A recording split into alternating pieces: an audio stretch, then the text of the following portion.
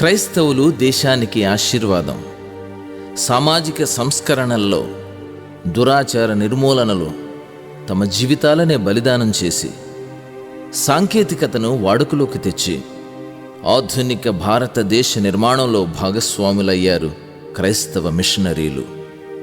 దేశ సౌభాగ్యం కాంక్షిస్తూ దేశాభివృద్ధిలో తమ వంతు పాత్ర పోషిస్తూ సువార్త చాటిస్తూ దేవుని ప్రేమను క్రియలతో చూపిస్తూ సమాజ సేవ చేస్తున్నారు క్రైస్తవులు. క్రైస్తవ్యం మతం కాదు, నిత్య జీవ మార్గం. క్రీస్తు మత స్థాపకుడు కాడు, మతి మార్చగలిగిన దేవుడు.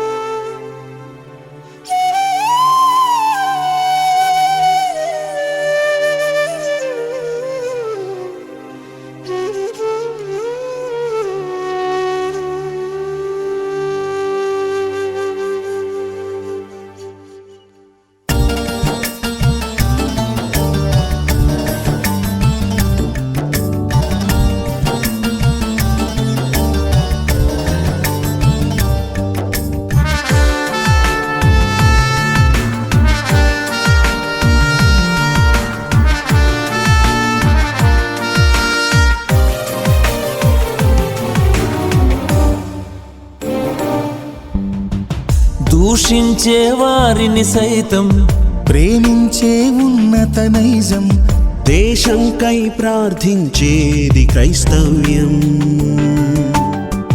దూషించే వారిని సైతం ప్రేమించే ఉన్నత నైజం, దేశంకై ప్రార్థించేది క్రైస్తవ్యం. మతం కాదిది సన్మార్గం, క్రీస్తు నేర్పిన సౌశీల్యం. మతం కాదిది సన్మార్గం, క్రీస్తు నేర్పిన సౌశీల్యం. ఇది ప్రాచీనం కాదు పాశ్చాత్యం, ఇది ప్రాచీనం కాదు పాశ్చాత్యం. క్రైస్తవులం మేము భాగ్యవంతులం, ఏక మనసుతో దేవుని పని చేసినం.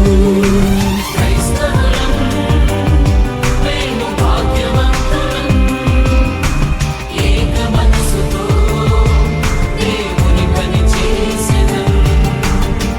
దూషించే వారిని సైతం ప్రేమించే ఉన్నత నైజం. దేశంకై ప్రార్థించేది క్రైస్తవ్యం.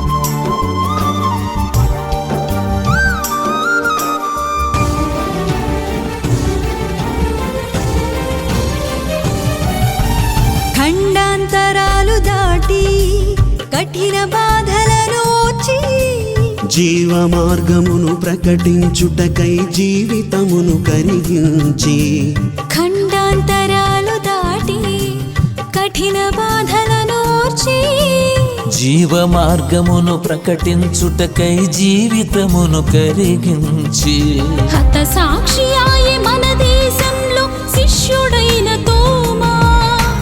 హత సాక్షియాయ మన దేశంలో శిష్యుడైన తోమా. సువార్త కోసం హింసలను భరించిన క్రైస్తవ్యం, క్రైస్తవ్యం. క్రైస్తవులం మేము భాగ్యవంతులం, ఏక మనసుతో దేవుని పని చేసెదం. క్రైస్తవులం మేము భాగ్యవంతులం, ఏక మనసుతో దేవుని పని చేసెదం.